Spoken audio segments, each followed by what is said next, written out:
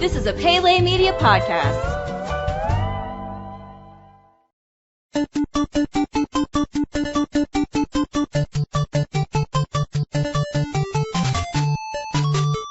Welcome back to Goonies Minute, everybody. Goonies Minute is the fan podcast where we carefully explore the film Goonies minute by minute. This is Brady. And this is Chris. And we are joined again by special guest Jeffrey Collada, a.k.a. Folky J, a.k.a. Master Jewler Extraordinaire, who we had on a few weeks ago for minute number 90 to go over the potential value of all of the treasure on One-Eyed Willie's ship. And today we're going to be looking at the potential value of everything that Rosalita finds. Did you know that Jeff has waited for the last 2 weeks outside of this studio because he was so excited to be on minute number 106. I used to see him outside the He window. took his vacation, 2 weeks of vacation, and waited because he just wanted to be right here, ready to go. That's pretty impressive. And that's the dedication that the Goonies Minute staff has.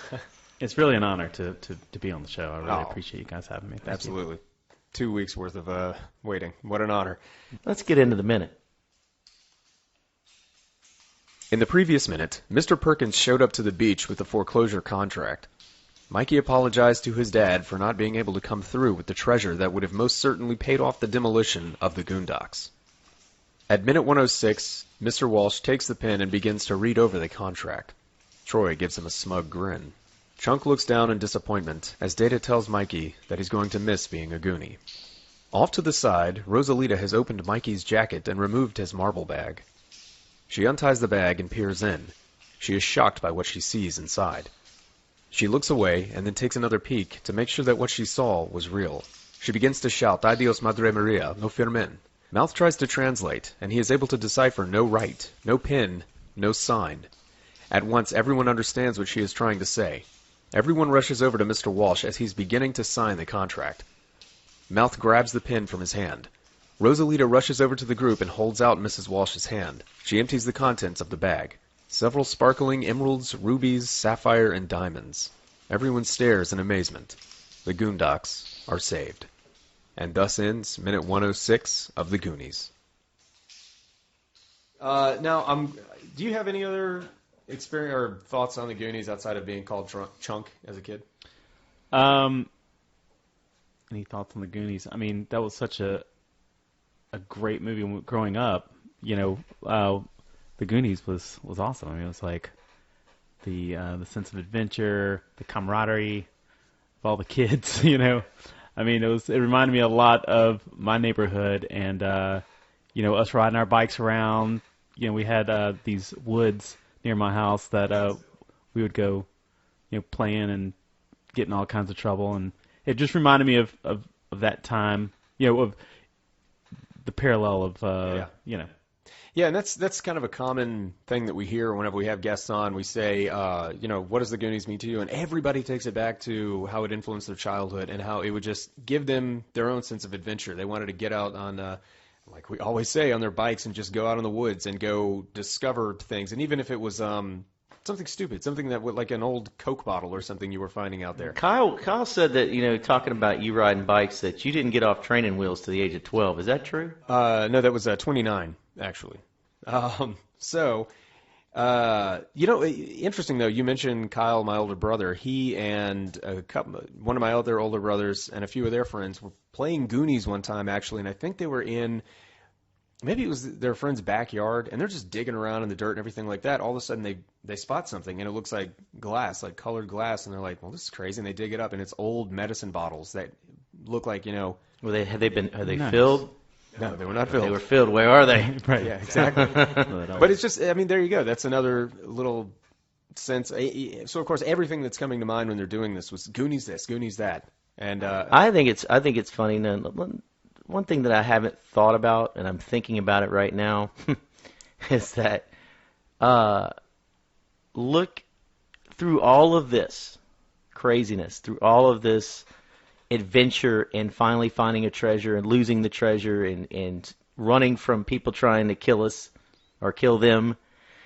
If it wasn't for this maid, it doesn't matter. It doesn't matter. It doesn't matter. It still doesn't matter. Everything they did, it makes for a great story, but it means absolutely nothing if that maid doesn't find that. Yeah. That's pretty cool. Yeah, if she hadn't just bothered to be bored enough to say, I wonder what's in, let me go snooping through something that isn't mine. So, Jeff, we started talking about the contents of Rosalita's bag, or the marble bag. Start talking about some of that stuff again. Let's remind us of some of the jewels in there. So what do you said we had an emerald with some emeralds in there, then maybe a topaz, and then you said also maybe an orange topaz. It's an orange topaz. I saw something that was dark blue, like a sapphire. Mm-hmm. There were some big white stones that maybe they were trying to represent some diamonds there. Those jewels, and again, just based off of the antiquity of those jewels, can add a lot of value. So let's look at it this way.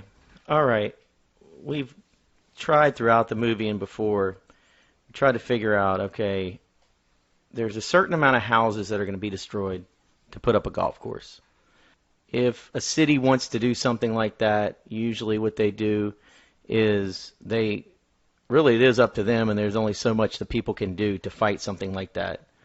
Like they want to put a street through where your house is, they have to pay you like market value. But in this situation, let's say 100 houses, $200,000 houses, because this is the 80s, even though it's in a nice area, let's lower that. And really, I mean, at that time, back in the 80s, houses, I don't know, I mean, a $200,000 house, that was a really freaking nice house. Yeah, I'm just thinking because it's like on this property and overlooking the Pacific. I mean, this is Pacific Ocean. Okay. Well, or a Pacific Ocean-ish area. So let's say the developers, if they paid market value for these houses, 100 houses at $200,000 each, you're looking at $20 million. Okay. So now, are we talking in 1985 terms here, or? Well, I mean, we're stretching this. So let's say even conservative, he might have to pay $15 million. Is there any chance that those jewels in that could be $15 million or close to it? But then I think this is where the story contradicts itself too, is they talk about him being behind on his payments. Well, him catching up with his payments isn't going to stop a development like this.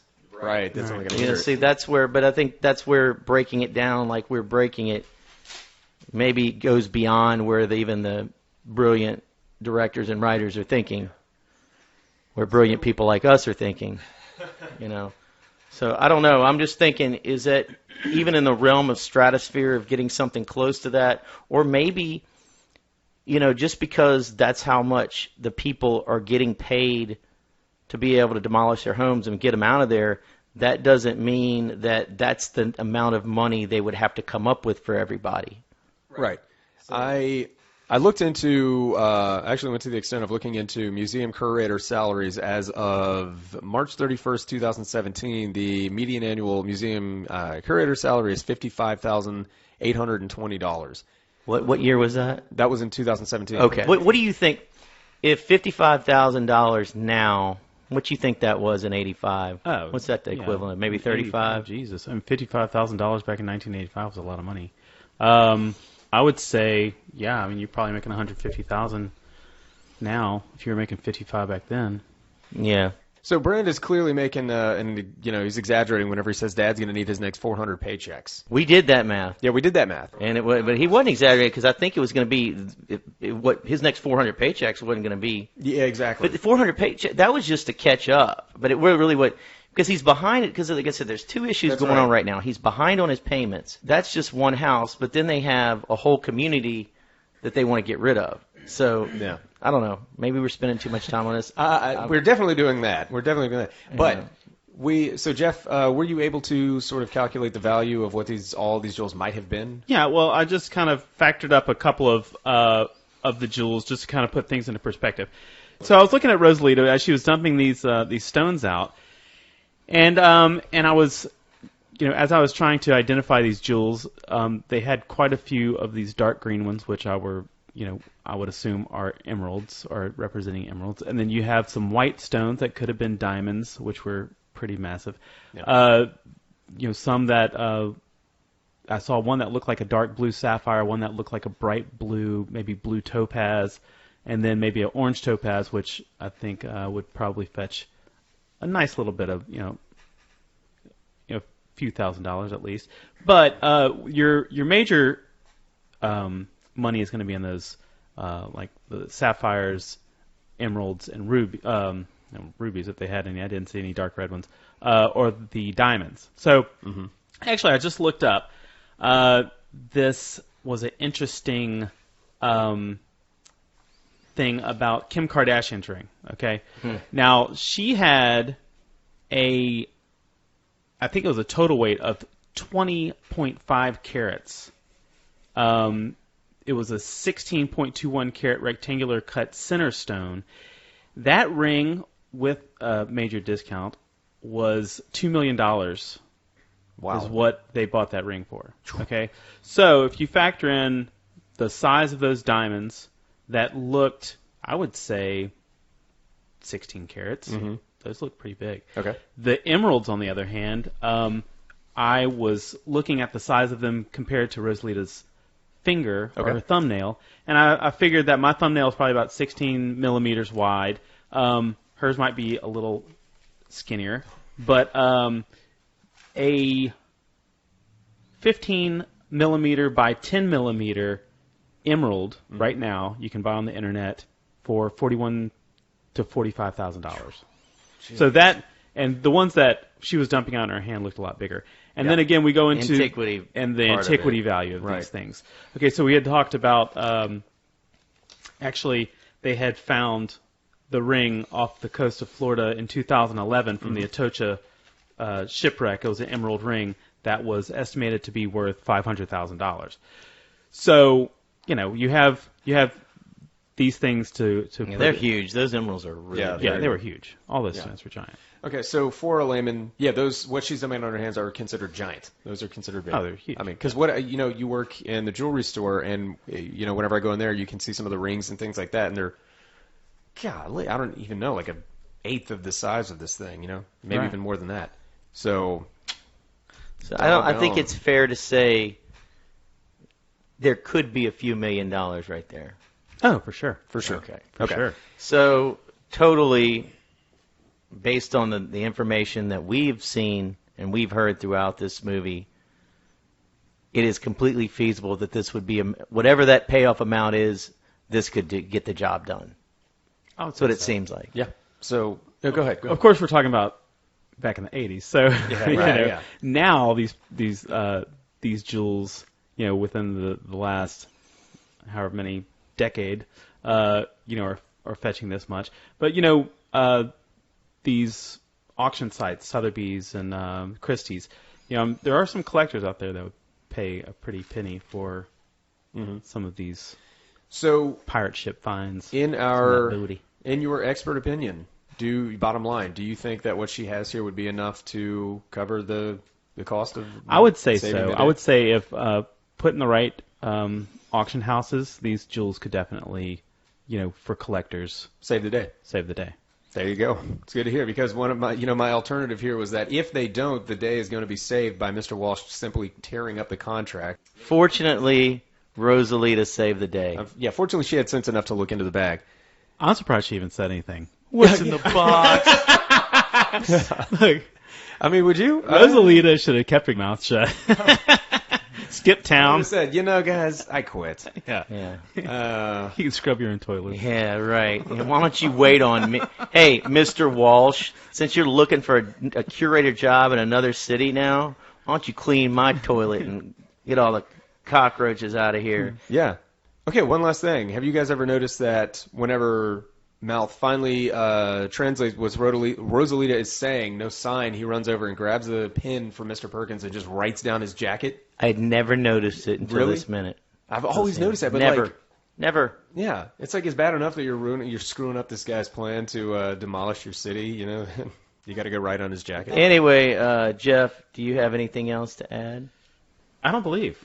I think the jewels. We covered the jewels. Yeah. Old One Eye Willie's jewels. That's right. And that's all I have. That's all I have too. So Jeff, thank you so much again for coming on. And again, we always like to promote wherever whatever our special guests have going on and their endeavors. So, like we discussed on minute number 90 when you were on, you are a musician and people can find your music online. Tell us again where they can find Folky J's music.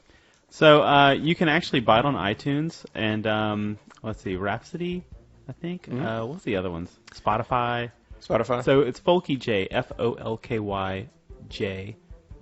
Also, somebody posted my albums on YouTube, so you can really just listen to them for free. You can do that if you wanted. Or you can buy it from iTunes. Mr. David West is probably my favorite track of yours. What's another popular one? Popeyes? Popeyes. Gin and root beer? Which is about Popeyes fried chicken. There you go. And gin and root beer, which is one of my favorites. Yeah, definitely. All right, well, thanks so much again, Jeff, for coming on, and thank you for tuning in today, everybody. Be sure to tune in tomorrow for the final episode of Goonies Minutes. We're going to be joined by Kyle, my co-host from Ghostbusters Minute and Jurassic Park Minute, to go over the final minute of this film, and we are going to be retiring it forever. So be sure to tune in tomorrow, and until then, this is Brady. And this is Chris. And we're here to remind you that Goonies Never say die.